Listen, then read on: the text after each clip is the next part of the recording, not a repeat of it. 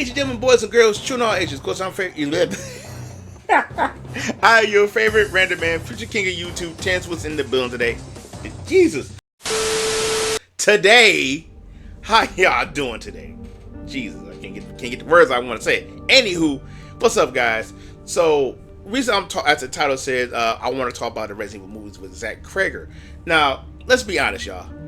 Now, back then, depending what it was, video game movies wasn't really as big as it is now. Granted, we had our favorites like from the Mortal Kombat movie, also from like the first one directed by Paul W.S. Anderson, and even Jesus. I want to say I'm getting my thoughts here. Yeah, I actually forgot my train of thoughts. Okay, that's perfect. Okay, so I was trying to say the first Mortal Kombat movie and the first Tomb Raider movie, and I just hit that. Hold on. 5 minutes later. Okay. So, like 6 years ago, I did a video talking about why video game movies are not that good. Now times has definitely changed, but back then it was kind of hard for video game movies to really get good because we still had the stain during that time. We still had the stain of the Super Mario Brothers movie. The Max Payne movie wasn't that good. I mean, there was some good video game movies out there that was very good. Like I like to say, of course, the first Mortal Kombat movie and the first Tomb Raider movie. But a lot of good time. I'm probably missing something. Please let me know in the comments. But I really feel like, God, I hate to say it, but that first Doom movie, yes, I know it was bad, but it's a guilty pleasure, just like Street Fighter and DOA. God, it was terrible.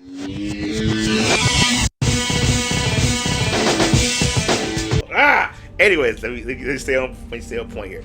But now the one thing that kind of scares me with Zach Cregger's version of Resident Evil, he said that there will be no iconic characters. It's gonna be his own story.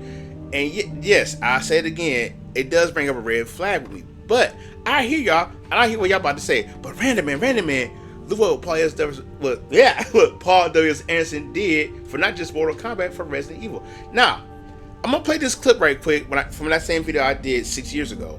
I'm gonna play this clip. Very first game, you go into the woods and there's a mansion, and below it is a high-tech research facility, and it's all overrun with undead and mutants and creatures, but it's never really explained what's happened. You know, the backstory to that is never really explained, and that's what the movie does. Is the movie kind of is the lead up, is the prequel to the very first game. So I agree what Paul W.S. Anderson did with that movie. Because, like, again, think about it. During that time, we didn't know what actually led to the mansion. I'm sure if you read the notes, which I didn't. It tells what happened during everything that happened leading up to the mansion. For me, which was a good thing, because again, they implemented the laser grid scene into 4. So cool. I thought that was really good. Also, like, going back a little bit further, look what happened in the first Mortal Kombat movie that he directed. A lot of the story elements of that went into some of the video game lore, and it pretty much merged everything. I hope I'm saying it right. If Ultra Fate tells watch, you might get mad. I hope I'm saying it right, bro. Please don't get mad if I got it wrong. But I really feel like it's nothing wrong with that, but you gotta keep what made these characters great. Again, the reason I love that first movie, because again, leading up to the mansion. The problem with Paul W.S. Anderson's Resident Evil movies was Alice. Alice was the whole problem. And don't get me wrong, I'm not gonna lie, the sequel, Apocalypse, was really good, but everybody took a back seat. Nemesis wasn't Nemesis. Nemesis was hunting stars, not Alice. And I just feel like that's what he did, where he messed up at. Now, I also did like a whole, if I mention it now, I did a whole review for the first 6. I got 7 in the 7th film and the Netflix Resident Evil on there. But during that time, I did a whole playlist. It got its own playlist on my channel, but talking about every Resident Evil movie, that live action movie that's been made, and I tackled all that. And like I said, what hurt me was like the character took a backseat to Alice. So hence, that's why I always call it #AliceEvil, because everybody took a backseat to Alice. I just went in so much research and so much. It's like, if I keep talking on this specific subject, we're gonna be here for a minute. So that's the thing with that. Now going back to Zach Cregger, because again, I think he's a fantastic director. I know you say you only got 2 movies in, but those 2 movies have been bangers. Barbarian has been a banger, and I haven't seen Weapons yet, but my brother loves it, and the reviews for Weapons has been also pretty good as well. So, yeah, do I believe he can deliver the horror aspect of Resident Evil? Yes, I 110% do. I do think he can deliver that. The problem is, you're not saying not having any iconic characters is going to really hurt the movie, and just in name only. Because look what happened to I want to say Until Dawn. Now, Ultra Fatality told me about Until Dawn because actually it's on Netflix right now.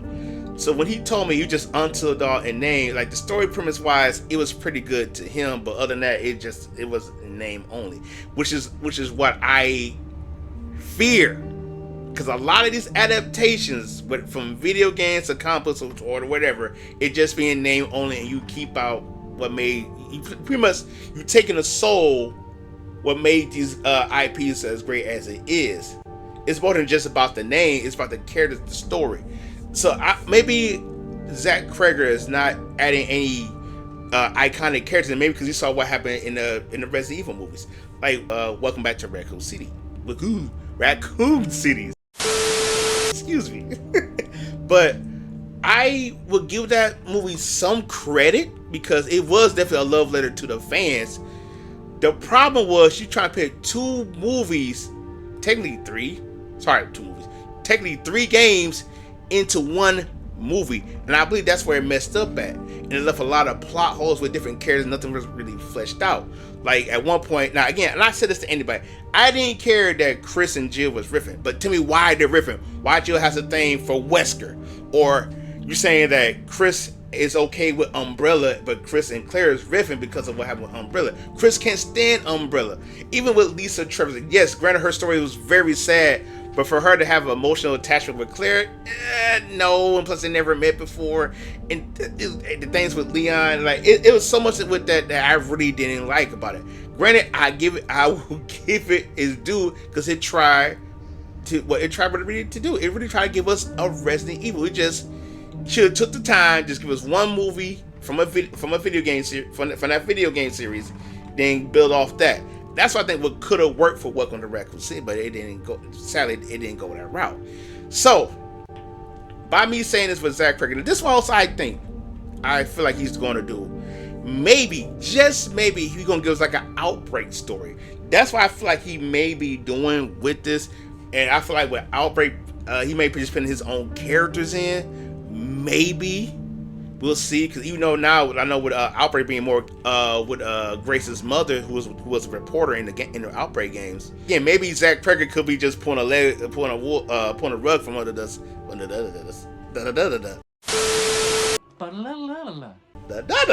From under us, and probably just not messing with us, and actually gonna pick some characters that we know, or they might have a cameo or something. We don't know. You know what? Maybe I should do a list or tier list of the worst video game movies out there. I don't know. Y'all let me know in the comments. But anyway, we're going to wrap this up here, guys. It's just a little small video. This one, put my take on it. I do believe Zach Cregger can deliver a banger with this. But I don't know, man. I don't know. Because let alone, I didn't talk about Netflix Resident Evil. And I probably won't talk about that ever. But yeah, y'all let me know what y'all think about this. Do you believe his vision for the game, for the movie? Do you think it would work? Think it would fail? Should he have at least some, not every iconic character? Because I would like to see Chris in a more better light, even with Leon. But anyways, I digress. Make sure you like, share, subscribe, come around the side. We do have those cookies. Hashtag me Corey's Kitchen. And please, I'm going to say it again. Please, y'all stay random. I'll see y'all in the next video. Y'all take it easy.